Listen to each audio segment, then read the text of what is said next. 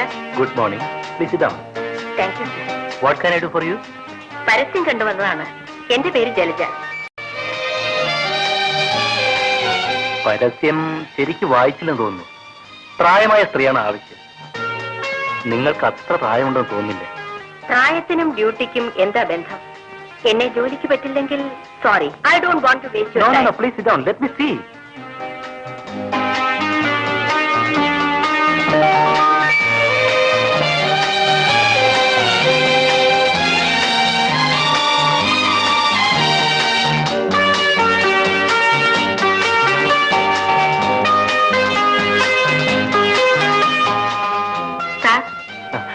എന്താ ആലോചിക്കുന്നത്? ഒന്നുമില്ല. അല്ല, നിങ്ങൾ പറഞ്ഞത് ശരിയാണ്. ഡ്യൂട്ടിക്കും പ്രായത്തിനും എന്ത് ബന്ധം?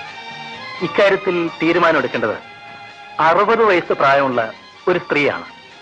കേദാർ മഹാറാണിക്കാണ് നഴ്സിന് വേണ്ടത്. ഞാൻ മഹാറാണിയുടെ വ്യക്തിപരമായ കാര്യങ്ങളും സാമ്പത്തിക കാര്യങ്ങളും നോക്കുന്ന ഒരു മാനേജറാണ്. എന്റെ സീനിയർ മിസ്റ്റർ പ്രഭാകരനാണ് മഹാറാണിയുടെ നിയമോപദേശകൻ. നേരത്തെ ജോലി ചെയ്യുന്നത് പ്രായമായൊരു സ്ത്രീയായിരുന്നു. ആ സ്ത്രീ മരിച്ചു. അതിനു പകരം നിയമിക്കാനാണ്. ചെറുപ്പക്കാരിയായ നിങ്ങളെ അവർക്ക് എത്രത്തോളം ഇഷ്ടപ്പെടുമെന്ന് എനിക്ക് പറയാൻ വയ്യ.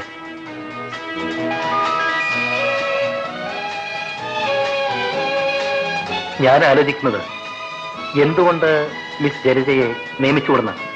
ഞാൻ ട്രെയിനിങ് കഴിഞ്ഞ നേഴ്സാണ്. ബാംഗ്ലൂരിൽ NS ഹോസ്പിറ്റലിലെ സ്റ്റാഫ് നേഴ്സായിരുന്നു. സർട്ടിഫിക്കറ്റ്.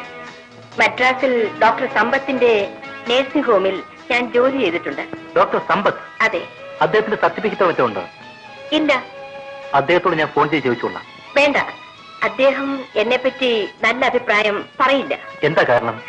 അദ്ദേഹം എന്നോട് സ്വല്പം ചീത്തയായി പെരുമാറാൻ ശ്രമിച്ചു. ഞാൻ രാജിവെച്ചു. അദ്ദേഹം അത്ര മോശമാണോ? ഒരു വയസ്സൻ, കറുത്ത ഒരു ഭൂതം. മനസ്സിലായി.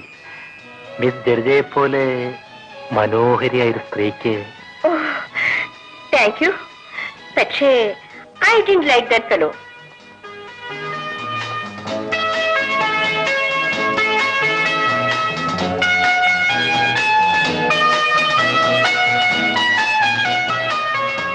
എന്റെ അച്ഛൻ റാണിയുടെ കച്ചേരിക്ക് വയലിൻ വായിച്ചിട്ടുണ്ട്. ഓ, അദ്ദേഹത്തിന്റെ പേര്? കൊട്ടാരം രാമനാഥൻ. അദ്ദേഹം ഇപ്പോഴില്ലേ? മരിച്ചു. 3 വർഷമായി. ഞാൻ പാടും, വയലിൻ വായിക്കും. പക്ഷേ അതുകൊണ്ട് മാത്രം ഒരു സ്ത്രീക്ക് ജീവിക്കാൻ പ്രയാസമായതുകൊണ്ടാണ് നഴ്സായി ട്രെയിനിങ് കഴിച്ച് ജോലിക്ക് പോയത്. എനിക്ക് വയ്യാതായി സാർ. ഇനി സ്വല്പം വിശ്രമമുള്ള ഒരു ജോലി വേണം. അതുകൊണ്ടാണ് പരസ്യം കണ്ടപ്പോൾ വന്നത്. ഈ ജോലിക്ക് ഞാൻ പറ്റില്ലേ സാർ? പറ്റുമെന്നാണ് തോന്നുന്നത്. പക്ഷേ വയസ്സ് പറയുമ്പോ മഹാറാണിയുടെ പ്രതികരണം എന്തായിരിക്കുമെന്നാണ് ആലോചിക്കുന്നത്. ആട്ടെ, വയസ്സ് ഇപ്പൊ എത്രയായി? 28. സർട്ടിഫിക്കറ്റ് കാണണോ സാർ? വേണ്ട. ഞാൻ മഹാറാണിയോട് നിങ്ങൾക്ക് 38 വയസ്സായെന്നാണ് പറയാൻ പോകുന്നത്. വിഷമമുണ്ടോ? ഇല്ല സാർ. ഇന്ന് വൈകുന്നേരം ഞാൻ മഹാറാണി കാണും. കുറെ പേപ്പേഴ്സ് ഒപ്പിടിക്കാനുണ്ട്. അപ്പോൾ നിങ്ങളെക്കുറിച്ച് ഞാൻ സംസാരിക്കാം. Thank you sir. ശമ്പളത്തിന്റെ കാര്യം നിങ്ങൾ ചോദിച്ചില്ലല്ലോ. എല്ലാ ചിലവുകളും കഴിഞ്ഞ് മാസം 300 രൂപ കിട്ടും. അതുപോലെ മതി സാർ. നാളെ വൈകുന്നേരം 5 മണിക്ക് നിങ്ങൾ വന്നാൽ ഞാൻ മഹാറാണിയുടെ തീരുമാനം അറിയിക്കും. ശരി സാർ.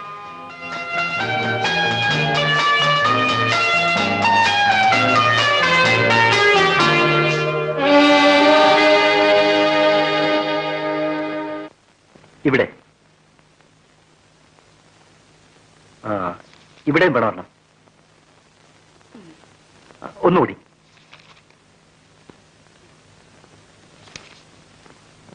സുന്ദരേശൻ പറഞ്ഞിടത്തൊക്കെ ഞാൻ ഒപ്പിട്ടിട്ടുണ്ട്.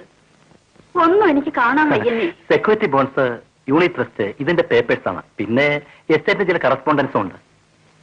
എന്തോ ആട്ടെ, എല്ലാം സുന്ദരേശൻ നോക്കിയാ മതി. പിന്നെ പത്രത്തിൽ പരസ്യം ചെയ്തിട്ട് നാൻസി എന്ന ഒരു സ്ത്രീ മാത്രമേ അപേക്ഷിച്ചുള്ളൂ. 19 അപേക്ഷ കിട്ടി. അതിൽ ഈ സ്ത്രീക്കും മറ്റു സ്ത്രീക്കും മാത്രമേ യോഗ്യതയുള്ളൂ. ഏതാ മറ്റേ സ്ത്രീ? മറ്റേ സ്ത്രീ ഒരു മിസ് ജലജയാണ്. Trained next. ഷോർട്ട് ഹാൻഡും ടൈപ്പിംഗ് ഒക്കെ അറിയും. കൊള്ളാം.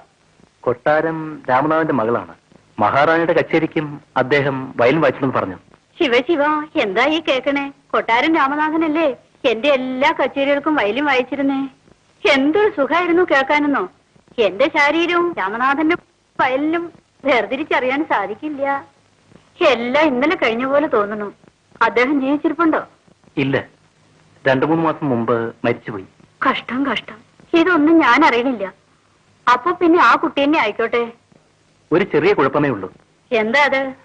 ആ സ്ത്രീക്ക് മഹാറാണി പറഞ്ഞത്ര പ്രായമില്ല.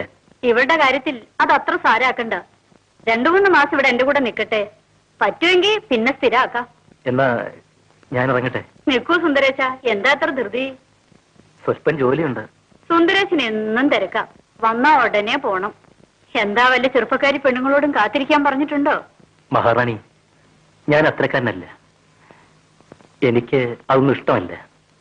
പെണ്ണായിട്ട് ഞാൻ ആകെ സംസാരിക്കുന്നത് മഹാറാണിയോടാണ്. അത് മതി. എന്നും ഇങ്ങനെ നല്ല കുട്ടിയായി കഴിയണം.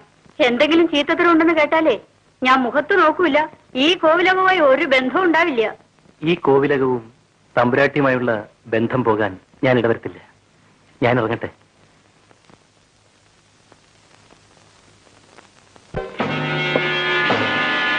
ഞാൻ ഉദ്ദേശിച്ച പ്രായമില്ല നിനക്ക്.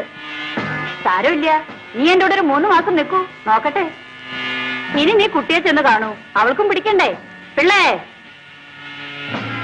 എന്റെ ഡ്രൈവറാണ് പിള്ള. ഇവളാണ് എന്റെ പുതിയ നേഴ്സ് ജലജ. രോഹിണിയുടെ മുറി കാണിച്ചു കൊടുക്കൂ. വരൂ. ശാരദേ, എനിക്ക് കുടിക്കാൻ എന്തെങ്കിലും കൊണ്ടുവരൂ. ശരി.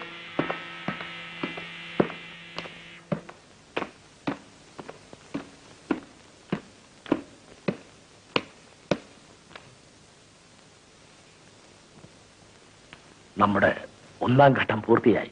ഇനി വിഷമമില്ല. ജലജാന്നൊരു സ്ത്രീ വരും. നഴ്സാക്കാൻ പറ്റുമോ നോക്കൂ. എനിക്കിഷ്ടായി. ആ കുട്ടി സംഗീതപ്രേമിയാണ്. സംഗീതത്തെക്കുറിച്ച് മാത്രം സംസാരിച്ചാൽ മതി. സിത്താറിന്റെ ശബ്ദം കേൾക്കുന്നില്ലേ? ദാ അവിടെ തന്നെ.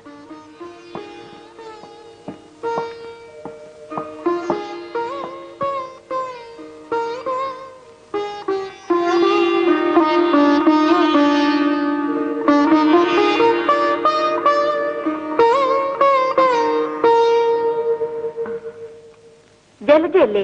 അതെ. അമ്മുമ്മ ഇപ്പൊ വിളിച്ചു പറഞ്ഞു. ഇരിക്കൂ. വേണ്ട, ഞാനിവിടെ നിന്നോളാം. ഏതാ നാട്? കൊട്ടാരം രാമനാഥന്റെ മകളാണ്.